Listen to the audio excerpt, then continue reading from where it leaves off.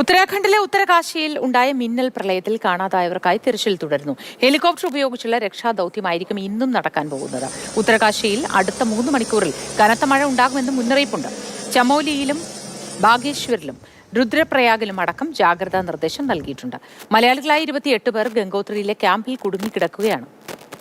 അർജുൻ പീതാംബരൻ വിവരങ്ങളുമായി ചേരുന്നു. അർജുൻ, ഇന്ന് നേരത്തെ നമ്മൾ സംസാരിക്കുമ്പോൾ വലിയ തിരക്കേടില്ലാത്തൊരു കാലാവസ്ഥയാണ് എന്നത് വലിയ ആശ്വാസകരമാണെന്ന് പറഞ്ഞിരുന്നു. പക്ഷേ മഴ മുന്നറിയിപ്പ് നൽകിയിട്ടുണ്ടല്ലോ.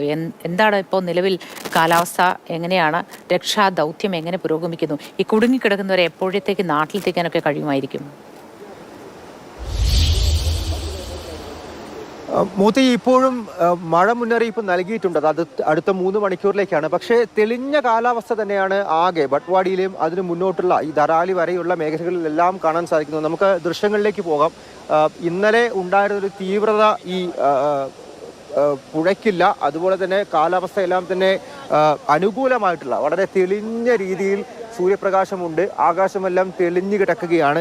ഇന്നലെ ഉണ്ടായിരുന്ന ഒരു ഭീഷണി ഇപ്പോൾ എന്തായാലും ഈ ബട്ട്വാഡി എന്ന് പറയുന്ന പ്രദേശത്തോ മുന്നോട്ട് സഞ്ചരിക്കുമ്പോൾ ഗംഗനാനിയുണ്ട്, അതിനുശേഷമാണ് ഹർഷിലും അതുപോലെ ധരാലിയും എല്ലാം വരുന്നത്. ഇവിടേക്കൊന്നും തന്നെ സഞ്ചരിക്കുന്ന സമയത്ത് കാലാവസ്ഥ ഒരു പ്രശ്നമാകില്ല രക്ഷാപ്രവർത്തകരെ സംബന്ധിച്ച്. പക്ഷേ നമുക്ക് മുന്നോട്ട് നോക്കാം. അവിടെ ഒരു റോഡ് പൊളിഞ്ഞു കിടക്കുന്നത് കാണാം. ഇത് ദേശീയപാത 34ന്റെ ഭാഗമാണ്.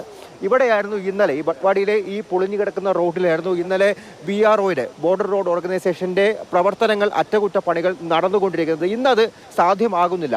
അതിന് കാരണം ഇന്നലെ രാത്രി 12 മണിയോടുകൂടി ഇവിടെ വീണ്ടും മണ്ണിടിച്ചിലുണ്ടായി. അവിടെ ഉണ്ടായിരുന്ന BROയുടെ ബുൾഡോസറിനെ ഈ മണ്ണ് താഴേക്ക് വലിച്ചിറക്കി കൊണ്ടുപോയി. പിന്നീട് അവിടെ നിന്നും പണിപ്പെട്ടാണ് ഇത് വലിച്ചെടുത്ത് മറ്റൊരിടത്തേക്ക് ഈ വാഹനങ്ങളെല്ലാം തന്നെ അറ്റകുറ്റപ്പണി നടത്തുന്ന വാഹനങ്ങളെല്ലാം മാറ്റിയത്. അതിനുശേഷം ഇവിടേക്ക് എത്താൻ BROയ്ക്ക് സാധിച്ചിട്ടില്ല. ഇനിയും ഈ റോഡ് കിടക്കുന്ന ഭാഗത്ത് അറ്റകുറ്റപ്പണികൾ ആരംഭിച്ചിട്ടില്ല. അതുകൊണ്ട് ഇന്ന് രാവിലെയോടെ പൂർത്തിയാകേണ്ട പണി ഇന്ന് വൈകിട്ടോട് മാത്രമേ പൂർത്തിയാക്കാൻ സാധിക്കുകയുള്ളൂ. പിന്നീട് മുന്നോട്ട് 15 കിലോമീറ്റർ മാറിക്കഴിഞ്ഞാൽ ഗംഗനാനി എന്ന് പറയുന്ന സ്ഥലമെത്തും. അവിടെ ഒരു പാലം തകർന്നു പോയി. അവിടെ ബെയിലി പാലം പണിയണം. അതിന് മുന്നോട്ട് 4 ഇടത്തു കൂടി റോഡ് ചെറുതും വലുതുമായി തകർന്നു കിടക്കുകയാണ്. അതായത് 2-3 ദിവസം എടുക്കും രക്ഷാപ്രവർത്തകർക്ക് ഇനി ഈ ധരാലി എന്ന് പറയുന്ന ഗ്രാമത്തിലേക്ക് എത്താൻ. അവിടെ കുടുങ്ങി കിടക്കുന്ന ആളുകളെ മടക്കി കൊണ്ടുപോകാൻ എങ്ങനെയാണ് പുരോഗമിക്കുക അർജുൻ? കാരണം ഇന്ന് തെളിഞ്ഞ കാലാവസ്ഥ ആയതുകൊണ്ട് തന്നെ അതിന് സാധ്യമാകുമെന്നൊരു കാര്യം കൂടി ഉണ്ടല്ലോ. തീർച്ചയായിട്ടും തെളിഞ്ഞ കാലാവസ്ഥയായതുകൊണ്ട് ഹെലികോപ്റ്റർ വഴിയുള്ള രക്ഷാപ്രവർത്തനം നടക്കും. ഇപ്പോൾ ഈ ഉത്തരകാശിയിൽ നിന്നും ദുരന്ത ഭൂമിയായിട്ടുള്ള ധരാലിയിലേക്ക് പറക്കുന്നത് സിവിൽ ഹെലികോപ്റ്ററുകൾ മാത്രമാണ്. അത് ഉത്തരാഖണ്ഡ് സർക്കാർ തന്നെ ലീസിലെടുത്തുകൊണ്ട് ഈ മെഡിസിൻ, അതായത് മരുന്നുകളും അവശ്യ വസ്തുക്കളും ഭക്ഷണം ഉൾപ്പെടെയുള്ള അവശ്യ വസ്തുക്കൾ എത്തിച്ചു നൽകുക എന്നുള്ളൊരു ഉദ്ദേശത്തോടു കൂടിയാണ് ഈ സിവിൽ ഹെലികോപ്റ്റർ ഇപ്പോൾ പറന്നുകൊണ്ടിരിക്കുന്നത്. പിന്നെ ഗുരുതരമായി പരിക്കേറ്റവരെ എയർലിഫ്റ്റ് ചെയ്യാൻ സാധിക്കും. മരിച്ചവരുടെ ഭൗതിക ശരീരവും ഋഷികേശ് എയിംസിലേക്ക് മാറ്റും എന്നുള്ളതാണ് ഏറ്റവും പ്രധാനപ്പെട്ട കാര്യം. ആ പ്രവർത്തനങ്ങൾ ഹെലികോപ്റ്റർ വഴിയുള്ള സർവീസിലൂടെ ഇപ്പോൾ ഇന്നലെ വൈകിട്ട് മുതൽ തന്നെ ആരംഭിച്ചിട്ടുണ്ടായിരുന്നു. ഇന്ന് പക്ഷേ വ്യോമസേനയുടെ ഹെലികോപ്റ്ററുകൾ കളത്തിലിറങ്ങുമെന്നുള്ളതാണ് നമുക്ക് ലഭിക്കുന്ന സൂചന.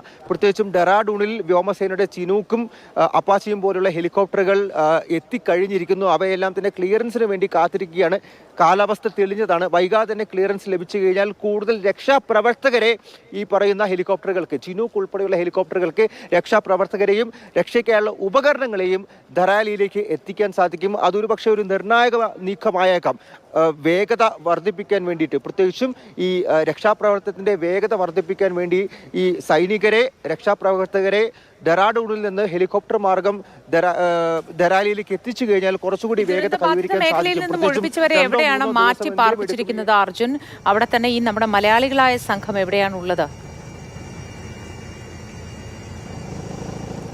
എല്ലാവരും ഗംഗോത്രിയിലുണ്ട് എന്നതാണ് ഏറ്റവും പ്രധാനപ്പെട്ട കാര്യം. മാത്രമല്ല ആശ്വാസകരമായിട്ടുള്ള കാര്യം കൂടിയാണ്. ഗംഗോത്രി ഒരു ചെറിയ പട്ടണം തന്നെയാണ്, ഒരു ചെറിയ ടൗൺ തന്നെയാണ്. അവിടെ ആശുപത്രിയുണ്ട്, മറ്റ് സൗകര്യങ്ങളുണ്ട്, സേവനങ്ങളുണ്ട്, സൈനികരുണ്ട്, NDRFും SDRFും ITBPയും BROയുടെയും ഉദ്യോഗസ്ഥരുണ്ട്, ജില്ലാ ഭരണകൂടത്തിൻ്റെ അധികൃതരുണ്ട്. അതുകൊണ്ട് ആവശ്യമായിട്ടുള്ള സഹായങ്ങൾ ചെയ്തു നൽകുന്നുണ്ട്.